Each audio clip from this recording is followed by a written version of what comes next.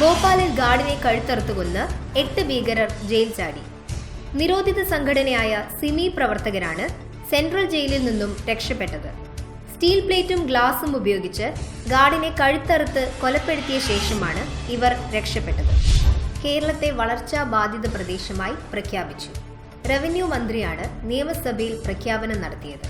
കേരളത്തിൽ കാലവർഷം 34%, തുലാവർഷം 69% കുറഞ്ഞുവെന്ന് മന്ത്രി നിയമസഭയിൽ അറിയിച്ചു. ഹിലരി ക്ലിന്റണുമായി ബന്ധപ്പെട്ട ഇമെയിൽ വിവാദത്തിൽ പുതുതായി പുറത്തുവന്ന ഇമെയിലുകൾ പരിശോധിക്കാൻ വാറണ്ടുമായി FBI. ഹിലരി ക്ലിന്റൺ 2009-നും 2013-നുമിടെ അമേരിക്കൻ വിദേശകാര്യ സെക്രട്ടറി ആയിരുന്ന കാലത്ത് ഔദ്യോഗിക ആവശ്യങ്ങൾക്കായി സ്വകാര്യ ഇമെയിൽ ഉപയോഗിച്ചുവെന്നാണ് ആരോപണം. കോട്ടയം ജില്ലയുടെ പടിഞ്ഞാറൻ പാടശേഖരങ്ങളിൽ താറാവുകൾ ചാകുന്നതിന് കാരണം പക്ഷിപ്പനിയാണെന്ന് സ്ഥിരീകരിച്ചു. ഭോപ്പാലിലെ അതീവ സുരക്ഷാ ലബോറട്ടറിയിലെ പരിശോധനകൾക്ക് ശേഷമാണ് ജില്ലയിൽ പക്ഷിപ്പനി സ്ഥിരീകരിച്ചത്. H5N8 വിഭാഗത്തിൽപ്പെടുന്ന വൈറസ് മൂലമുണ്ടാകുന്ന പക്ഷിപ്പനിയാണ് ഇതെന്നും ഇത് മനുഷ്യരിലേക്ക് പടർന്നു പിടിക്കില്ലെന്നും അധികൃതർ അറിയിച്ചു.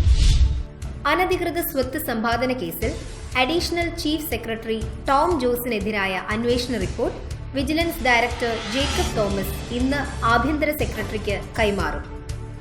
വിശദമായ അന്വേഷണം ആവശ്യമായതിനാൽ ടോം ജോസിനെ സർവീസിൽ നിന്ന് മാറ്റി നിർത്തണമെന്ന് റിപ്പോർട്ടിൽ ആവശ്യപ്പെടുമെന്നാണ് സൂചന.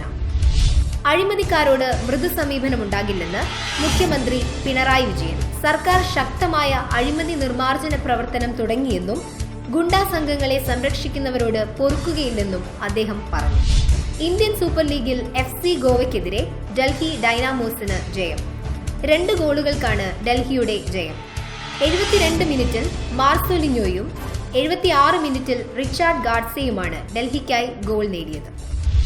ഏഷ്യൻ ചാമ്പ്യൻസ് ട്രോഫി കിരീടം ഇന്ത്യക്ക്. ഫൈനലിൽ നിലവിലെ ചാമ്പ്യന്മാരായ പാകിസ്ഥാനെ 3-2 തോൽപ്പിച്ചായിരുന്നു ഇന്ത്യയുടെ ജയം. ഇന്ത്യയുടെ 2ാം ചാമ്പ്യൻസ് ട്രോഫി കിരീടമാണ് ഇത്.